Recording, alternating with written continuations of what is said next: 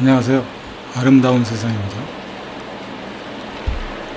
요즘은 유튜브나 뭐 이런 쪽에 영상을 올리는 경우들이 많죠. 특히 개인적으로 올리는 이런 자료들에 대해서는 많은 사람들이 이제 검증을 하는 부분들이 쉽지가 않습니다. 쉽지가 않은데, 특히 이제 공영방송이나 일반 지상파 TV에서 방송되는 내용들은 제가 가끔씩 보게 되면은 좀 아쉬운 점들이 있어서 그런 거에 대해서 한번 얘기를 진행해 볼까 합니다. 우리가 이제 어렸을 때 보통 작가가 되거나 소설가가 되고 싶어 하는 경우들이 참 많죠. 참 많은데, 근데 흥미로운 거는 작가가 되기 위해서는 어휘력이 굉장히 풍부해야 된다고 보는 게 개인적인 소견입니다. 틀린 판단이고 그런 거일 수도 있습니다. 제가 작가가 아니니까 완전히 자율적인 차원에서 얘기를 하는 겁니다. 근데 더욱더 흥미로운 거는 일반인들이 이제 한자의 영역을 굳이 공부를 할 필요는 없다고 볼 수도 있긴 한데, 최소한 작가가 되기 위해서 특히 이제 글을 쓰는 경우들의 경우는 한자를 무시할 수가 없다라는 거죠. 어휘력의 기반이 되는 게 이제 한자라고 보여집니다. 그러니까 가끔씩 TV에서 이제 보는 내용들 중에 굉장히 안타까운 것 중에 하나가 분명히 틀린 말의 뜻인데 그것이 와전돼서 마치 정상적인 말인 것만 표현이 될 때가 있습니다. 물론 이제 신조어는 제외하고 얘기하는 겁니다. 기존에 쓰던 말에 대해서. 그러니까 무슨 어떤 공공방송에서 진행자가 있고 방송을 진행함에 있어서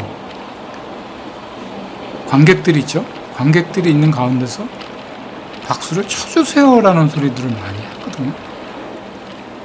저는 어렸을 때 꼬맹이 때 공부를 할 때 기억나는 것 중에 하나가, 박수라는 거는 친다라는 표현을 해서는 안 된다라고 이제 국어를 가르치던 선생님이 그런 얘기를 해줬던 기억이 납니다. 그리고 그거는 그분의 사실인지 여부는 떠나서 제가 나중에 5편을 들여다보더라도 박수라는 말은 이제 7박자에 손숫자를 쓰는 거죠.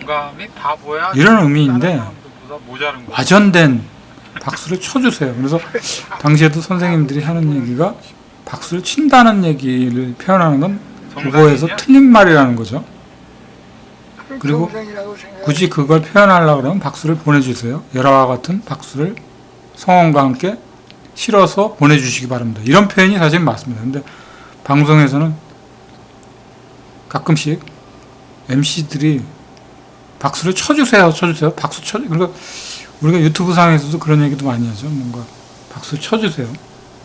엄밀히 얘기하면 틀린 얘기입니다.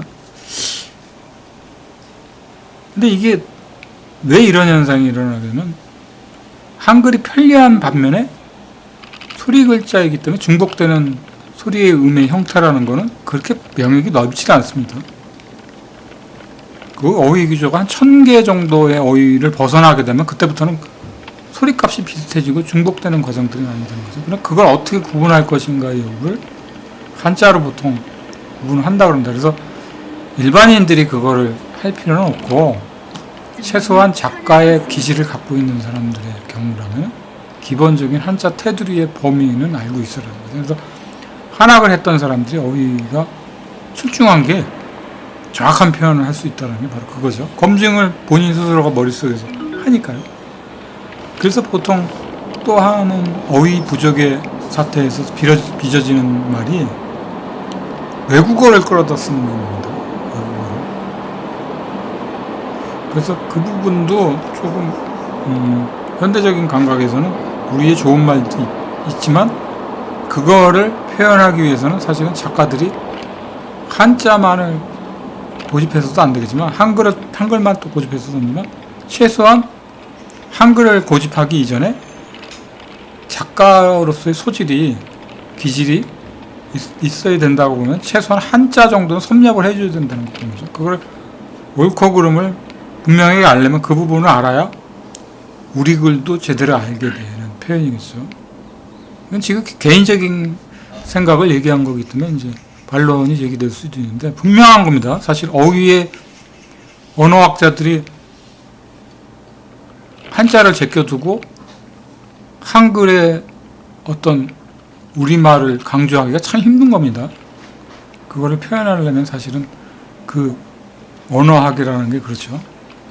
한학을 전공한 사람들이 국어의 표현도 정확합니다. 제가 봤을 땐 그럽니다. 그 말에 중복되는 말들이 많아요. 근데 한글만 익혀서는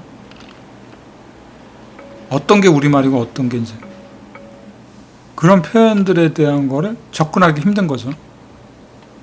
그리고 이제 한글로 표현을 할 때는 외래어하고 편리한 점이긴 하지만 단점을 제가 한번 파악해 보는 겁니다. 외국어의 표현을 다 섞어서 써버립니다.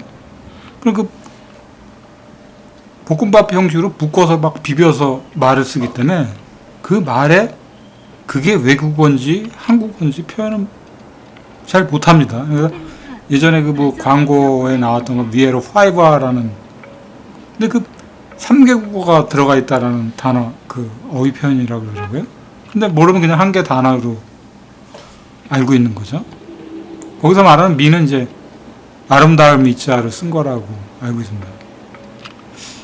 어떻든 간에 우리가 우리 말만큼은 이해를 해줘야 되는데 그거를 표현하는 작가들조차도 틀린 말을 써버리면은 문제점이 있다는 거죠. 그 부분 때문이라도 한자를 작가들은 익숙해져야 된다고 보는 겁니다.